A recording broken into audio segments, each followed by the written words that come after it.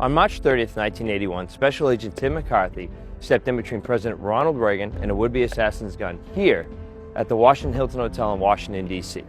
I recently sat down with him to discuss the events of that fateful day. Started out as a pretty normal day. We got there about 6:30, working days.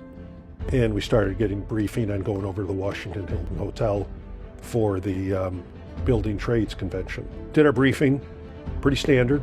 Went over the motorcade routes, primary, secondary, hospital.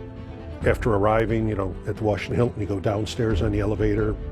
He went to a room to meet with the VIPs, went out and did his speech, very well received. Came up the elevator, which was just Jerry Parr, the rest of us up the stairs. Met him at the entrance going out and started working our way over to the car. It looked pretty ordinary, looked over at the crowd a couple times, didn't see anything out of the ordinary. The coordination we had was, to make sure that the right rear door was open. The number one person was responsible along with the advance agent. It was open, I could see it was open just like it was supposed to be. And everyone was yelling, "Mr. President." And of course, you're on pins and needles. Is the president going to go to the crowd or not? You don't know which way he's going, and of course you have to react accordingly. So I looked at him, looked at the crowd, and then all of a sudden, John Hinckley pushed himself forward a little bit to my left and reeled off 6 rounds in about 1.4 seconds. He hit 4 people, murdered Jim Brady ultimately. Jim Brady died. Tom Delahanty was still alive, I believe, was hit in the back of the neck. I was hit in the right chest, and the president, of course, the ricochet round hit him under the left armpit. Gets back to training. What I did that day was solely based upon training. Everyone reacted the way they should have. Jerry and Ray pushed the president into the car. The rest made the follow-up, started out towards the White House. Jerry, of course, noticed that the president's breathing was labored, turned it over to, sent him to GW, and of course the rest is history from there. The rest of us back at the scene, people came to my aid, and ultimately an ambulance came and took me to George Washington also. So I got there, Jim Brady was there, and the president was there, and I do an awful lot of speeches around the country, and they always ask me questions, and one of them said, "Who got the best doctors?" Of course you did.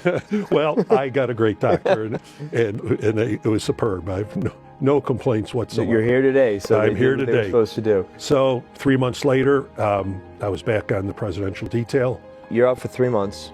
You recover, you get cleared, you come back. What was it like after when you came back? To tell you the truth, it was slightly uncomfortable to start with because I wasn't any different than I was before. I wasn't a Superman then, and I was not a Superman now. Okay. So everyone couldn't have been, I don't know how to say it, supportive. Yep. Is the word. Couldn't have been more supportive. Well, we always say nowadays that this job has a way of humbling yourself. Every day you can be humbled. Without a doubt. And that's actually what keeps you fresh. And you're dealing with, in the presidential detail, along with being at the White House, you're dealing with a lot of pretty brilliant people. And you may think you're the best agent in the world, but the guy next to you and the girl next to you thinks they're the best too, and they are. And there's, natural competition going on all the time. I enjoyed that environment. You want to be in that environment where you're with the best. So I was happy to get back. You go back to when you were 22 years old, sitting at that table. Would you tell yourself anything differently, or would you do it all over again? So maybe pick... I guess I would have taken the 30th of March off. I was going to say maybe call the other side with that coin toss. I wouldn't do anything different. I'm glad I did what I did, joining the Secret Service, going to D.C. the first time, second time. Secret Service gave me an awful lot. There's no two ways about it, so I'm forever grateful, very grateful.